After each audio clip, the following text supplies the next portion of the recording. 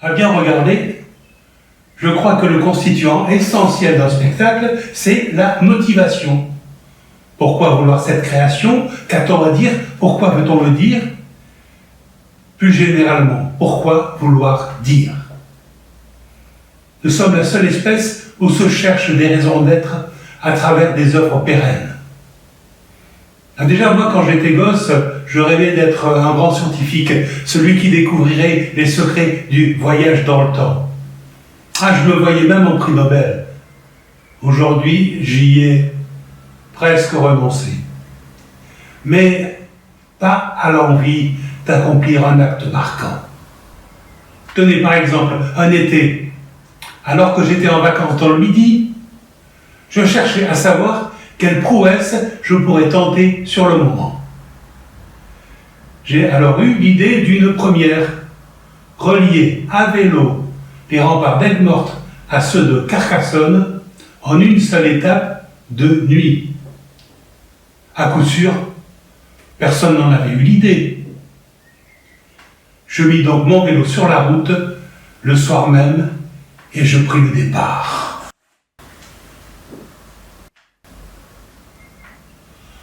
Au bout de quelques heures, je commençais à avoir faim d'un bon sandwich au pâté, accompagné d'un verre de vin.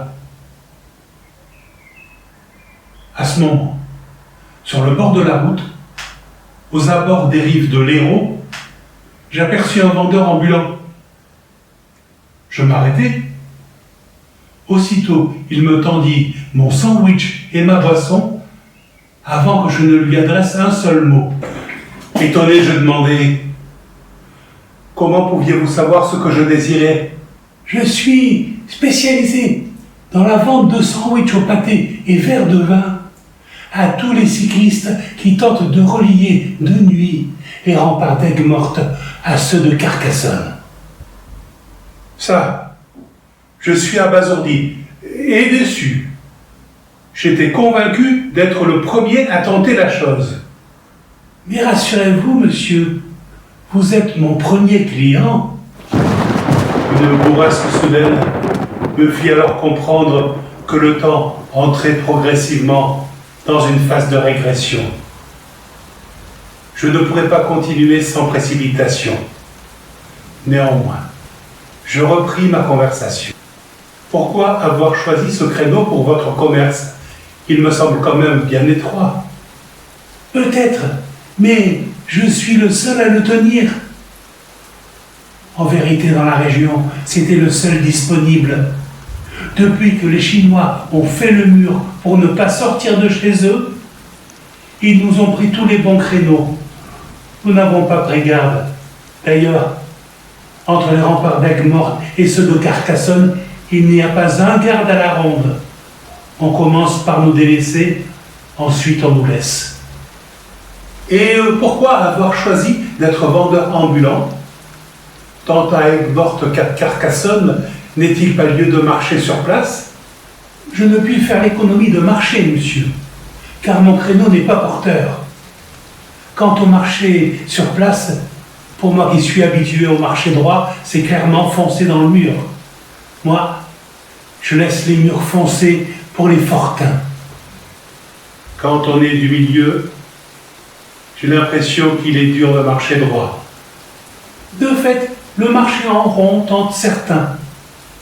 Mais ils ne peuvent s'étendre sans quitter la place, délaissant le marché pour faire quelques tours, frôler l'enceinte et finir par monter au créneau. Moi, j'ai trop peur qu'on me prenne le mien.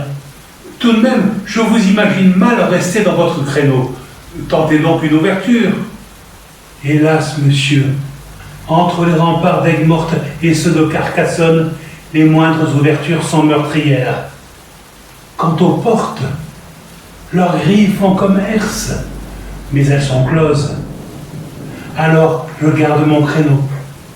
Cela me condamne à être quasiment à découvert, mais je ne le suis pas tout à fait, car il me reste un écu. Un écu? C'est tout de même bien peu. Monsieur, sachez que là où se trouve l'écu, se trouve l'épée.